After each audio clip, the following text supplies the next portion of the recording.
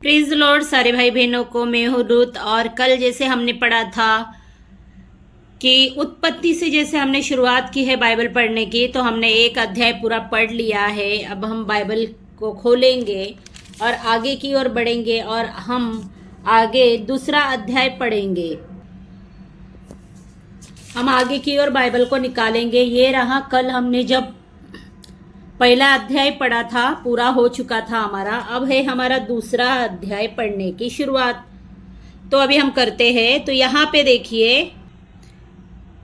जैसे कि उत्पत्ति अध्याय दूसरा कहता है, यो आकाश और पृथ्वी और उनकी सारी सेना का बनाना समाप्त हो गया और परमेश्वर ने अपना काम जिसे वह करता था 7वें दिन समाप्त किया। और उसने अपने अपने किए हुए सारे काम से 7वें दिन विश्राम किया। और परमेश्वर ने 7वें दिन को आशीष दी और पवित्र ठहराया, क्योंकि उसमें उसने सृष्टि की रचना के अपने सारे काम से विश्राम लिया।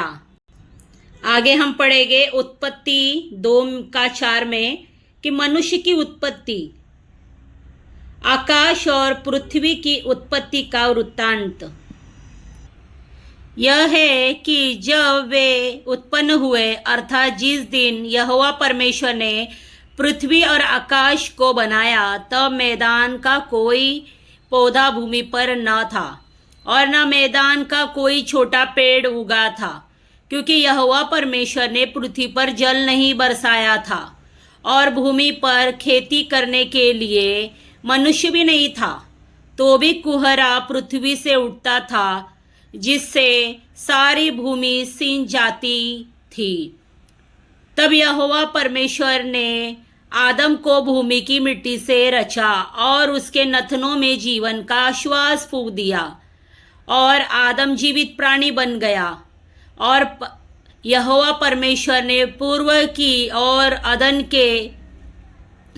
अदन में एक वाटिका लगाई और वहाँ आदम को, जिसे उसने रचा था, रख दिया। और यहोवा परमेश्वर ने भूमि से सब भांति के वृक्ष जो देखने में मनोहर और जिनके फल खाने में अच्छे हैं उगाए, और वाटिका के बीच में जीवन के वृक्ष को और भले या बुरे के ज्ञान के वृक्ष को भी लगाया। उस वाटिका को सींचने के लिए एक महानदी अदन से निकली और वहाँ से आगे बहकर 4 धाराओं में बट गई। पहली धारा का नाम पिशोन है।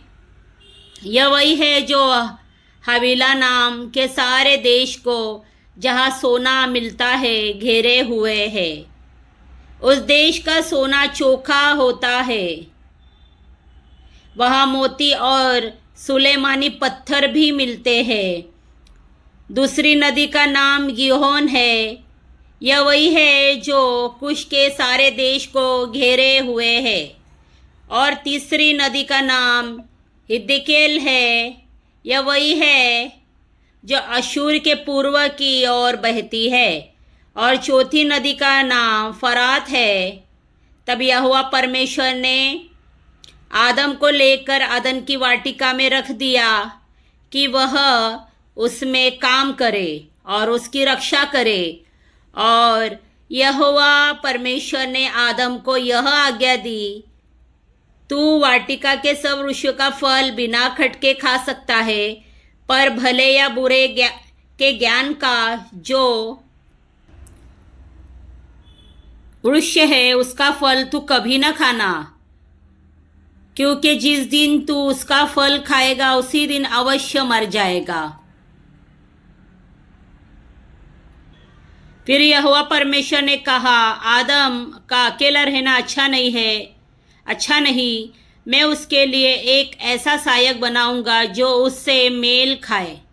और यहोवा परमेश्वर भूमि में से सब जाति के बनेले पक्षियों और आकाश के सब भांति के पक्षियों को रचकर आदम के पास ले आया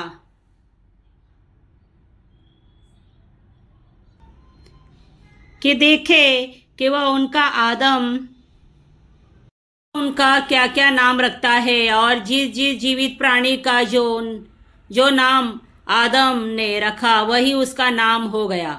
अतः आदम ने सब जाति के घरेलू पक्षियों और आकाश के पक्षियों और सब जाति के बनेले पक्षियों के नाम रखे, परंतु आदम के लिए कोई ऐसा सहायक न मिला जो उससे मेल खा सके।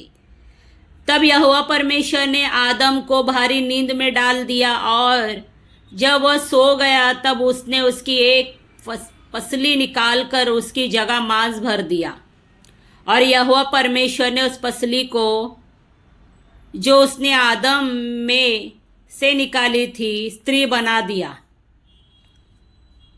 और उसको आदम के पास ले आया।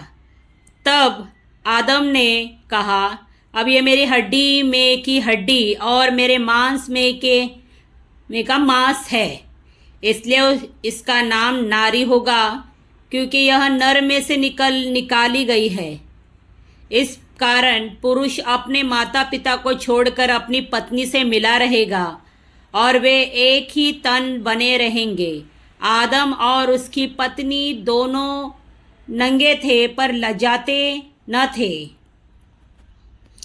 धन्यवाद सारे भाई बहनों को, फिर से जय मसीह। और सारे भाई बहनों को प्रभु बहुत आशीष करे। जो बाइबल स्टडी मैंने स्टार्ट की है, आज उत्पत्ति का दूसरा वचन मैंने पूरा पढ़ लिया है। वैसे ही आप भी पूरा पढ़ लेना, क्योंकि काफ़ी लोग बाइबल नहीं पढ़ते हैं, लेकिन बाइबल पढ़ना बहुत ज़रूरी होता है। कम से कम एक वर्ष में हमारा 3 बार तो बाइबल पूरा पढ़ के हो जाना चाहिए। तो भाई बहनों, आप मेरे बात पे गौर करिए और आपको वीडियो अच्छा लगा तो ज़रूर सब्सक्राइब करें, लाइक करें, कमेंट्स करें। फिर से मिलते हैं एक नए वीडियो के साथ। Bye bye, God bless you.